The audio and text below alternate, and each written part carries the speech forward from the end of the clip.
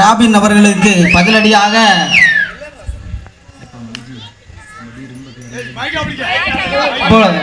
அதனால இப்போ பார்த்தீங்கன்னா சரவடியில் பார்த்தா ஒரு கை இந்த பக்கம் திண்டாட்டம் வந்து கொண்டாட்டத்தில் நிற்க மாதிரி தெரியுது.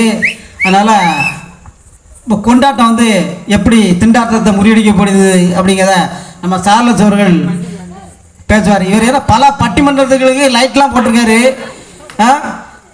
இந்த பட்டிமன்றத்துக்கு அவர் கொண்டாட்டத்தை எப்படி தீபமாக மாற்றுதாரா ஒளியாக மாற்றுதாரா அப்படிங்கிறத நம்ம பார்ப்போம்.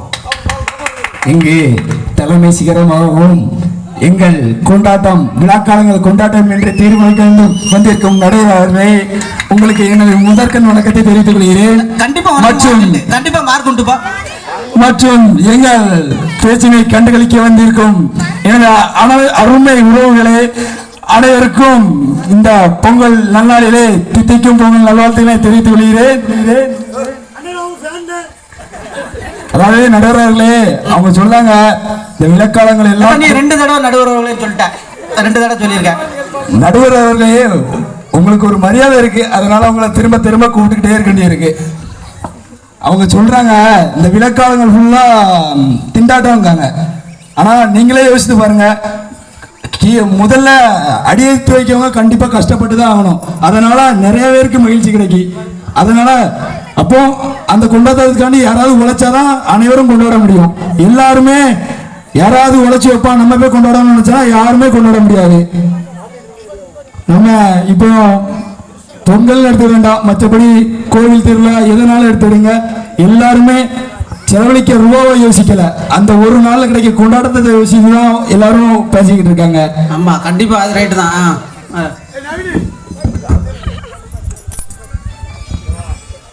நீ ஒரு நாள் எழுதிப்பேன், வாங்கிட்ட கடன் 1 வருஷம் எழுதிக்கும், மறுநாள் நம்மளே மறந்துடும் மறு வருஷத்துக்கு பார்த்துக்க. நடுவர்களே, நீங்களே யோசித்து பாருங்க, அவங்க இந்த ஒரு நாள் கொண்டாட்டத்துல செலவழிக்க ரூபாவை டெய்லி கொண்டு கொடுக்க ஒயின் ஷாப்ல கொடுக்காம இருந்தாலே அவங்க அழகா இருப்பாங்க. அந்த கடனை அவங்க அழகா அடைப்பாங்க. அதை பத்தி அவங்க யோசிக்கவே இல்லை.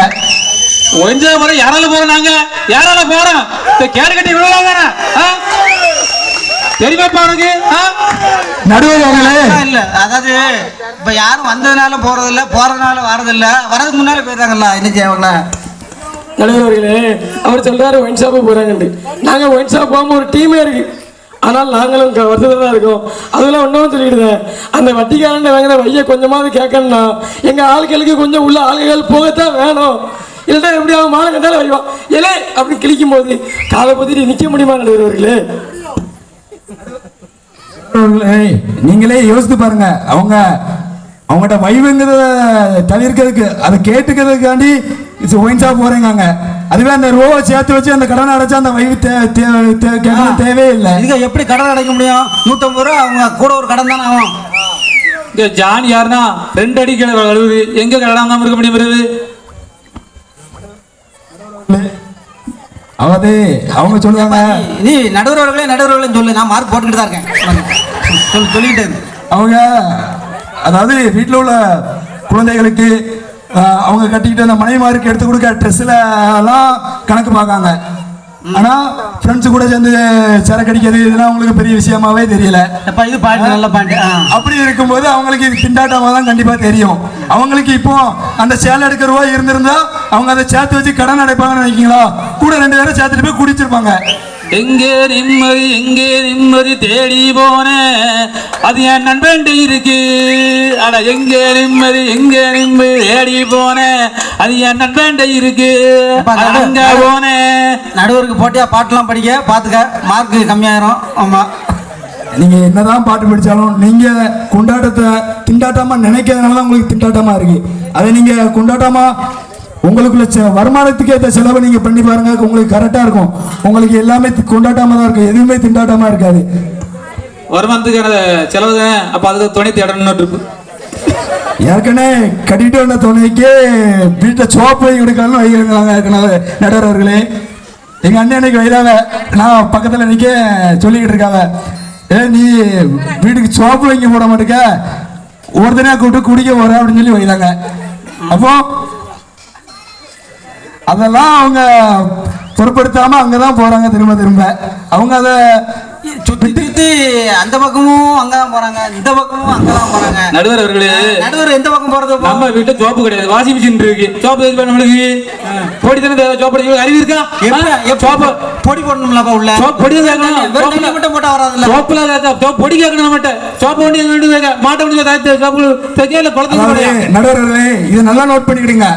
அவரு சொல்லுவாரு வாஷிங் மிஷின்ல போட்டு சோப்பொடி போடணுங்காரு. அதாவது அப்படி தனது கணவர் வந்து எனக்கு ஏன் வாஷிங் மிஷின் வாங்கி கொடுத்தாரு எனக்கு தெரியும். அது அவரோட வேலை. குறைக்கணுங்க அவரே வாங்கிட்டாரு. அது ஒரு வகையில் இருக்கலாம். இருந்தாலும் தன்னோட கணவன்மார் வந்து வாஷிங் மிஷின்ல துவைச்சா எங்க நம்மளை விட நல்லா துவைக்காதோன்னு நினைச்சு இன்னும் நிறைய பெண்மணிகள் கையிட்டே துவைச்சிக்கிட்டு இருக்காங்க. அதனால எங்க அன்னைக்கு எடுக்கலாம் சோப்பு. நடுவர்களே, நீங்க இந்த 2 நாள்ல பார்த்துருப்பீங்க எவ்வளவு பேர் எவ்வளவு சந்தோஷமா இருந்திருப்பாங்கன்ட்டு.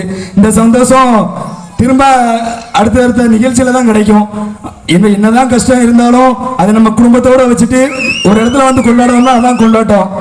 அது அந்த இடத்துல வந்து திண்டாட்டம், நாங்க செலவு பண்ண திண்டாட்டம்னா அது திண்டாட்டமா தான் இருக்கும். அடுத்து அந்த கடனை எப்படி அடைக்கணுங்கிறது முன்னோக்கி ஓடணும்னா கண்டிப்பா நம்ம அந்த கடனை அடைச்சி கொண்டாட்டமா இருக்கலாம்.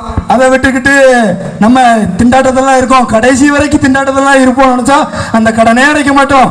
அந்த ஒரே வாக்குல கடன்காரன் வைவான்னு குடிச்சு கடன் பெருத்துக்கிட்டே தான் போவோம். கடன் வந்து வாங்க கூடாது. கடன் வந்து எப்படி தெரியுமா, பசுந்தலைகளால் மறைக்கப்பட்ட புதைக்குடி. அதில் போய் விழுந்தா மீள்றது கஷ்டம். கரெக்ட் தான் நடுவர்களே, அதுல இருந்து மீள்வது கஷ்டம். ஆனா அதை கண்ட்ரோல் பண்ணது ரொம்ப ஈஸி. நம்ம வரவுக்கு ஏற்ற மாதிரி நம்ம கரெக்டா எல்லா இதையும் நோட் பண்ணாலே நம்ம எல்லாத்தையும் கரெக்டாக கொண்டாந்துடலாம். அதை தவிர்த்து நம்ம அதை நிறைய ஆடம்பரத்துக்கு போறதுனால தான் நமக்கு நிறைய பிரச்சனையும் வருது, நிறைய கடன்களும் வருது.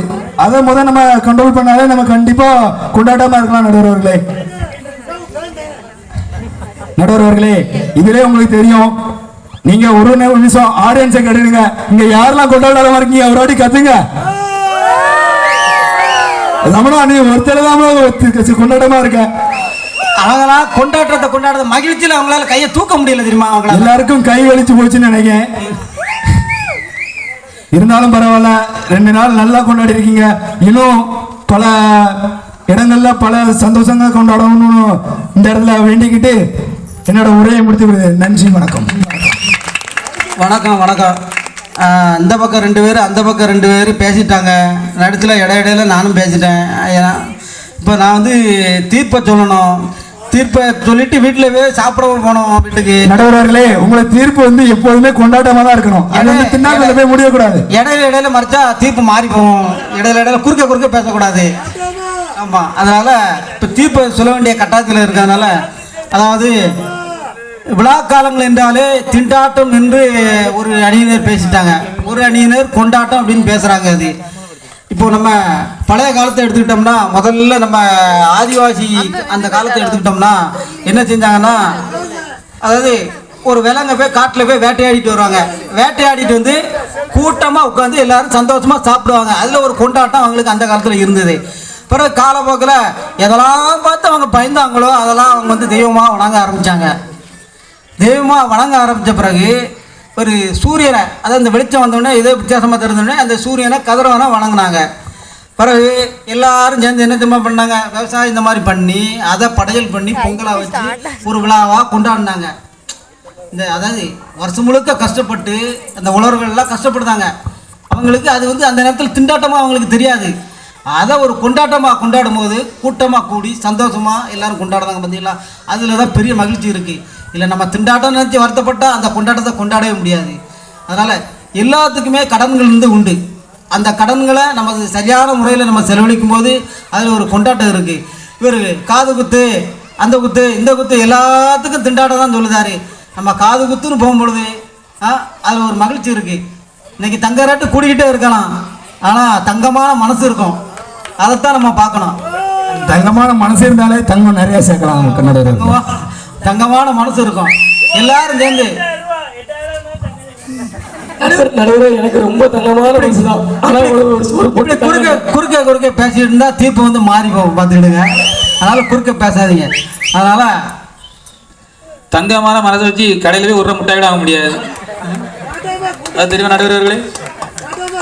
தங்கமான மனசை வச்சு நீங்கள் சொல்கிற மாதிரி வாங்க முடியாது. அந்த மனசு உள்ள ஆளவரால் கொடுக்க முடியும்.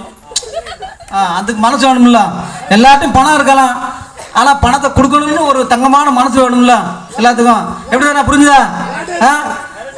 அதனால் விழா காலங்கள் எந்த நிகழ்ச்சியாக இருந்தாலுமே நமக்கு வந்து அதை வந்து திண்டாட்டமாக கருதோம்னா கொண்டாட்டமே நடக்காது. இப்போ நாங்களாம் எல்லோரும் சேர்ந்து, நம்ம இல்லை இந்த ஊருக்காரங்க இப்போ எல்லோரும் சேர்ந்து கொண்டாட்டமாக கொண்டாட போய் தான் திண்டாட்டத்துக்கு நீங்கள் பேச வந்துருக்கீங்க. அவங்க ஒரு கொண்டாட்டமாக கொண்டாட போய் தான் நீங்கள் திண்டாட்டத்துக்கு பேச வந்துருக்கீங்க. அதாவது பல்வேறு கஷ்டங்கள், பல்வேறு சூழ்நிலைகள், சில கஷ்டங்கள் இருக்கும், தாங்க முடியாத வேதனைகள் இருக்கும். இதெல்லாம் நம்ம ஒரு ஓரம் கட்டி மூட்டை தூக்கி வச்சுட்டு சிறப்பாக ஹாப்பியாக இருக்கணும் அப்படிங்கிறக்கான எல்லாரும் இவ்வளோ கூட்டம் வந்திருக்கு. அவங்களுக்கு இதில் ஒரு கொண்டாட்டம் இருக்குது. அதனால் தயவு அதாவது என்ன புரிஞ்சுக்கணும் அப்படின்னா, திண்டாட்ட வாழ்க்கையில் இருந்து கொண்டு தான் இருக்கும். அந்த திண்டாட்டத்தையும் ஒருபடி மிஞ்சக்கூடிய அளவில் கொண்டாட்டம் வரும் பொழுது எல்லோருக்கும் அதில் மகிழ்வானதாகவும் நிறைவானதாகவும் இருக்கும் என்று எனது தீர்ப்பை எடுத்துரைக்கிறேன்.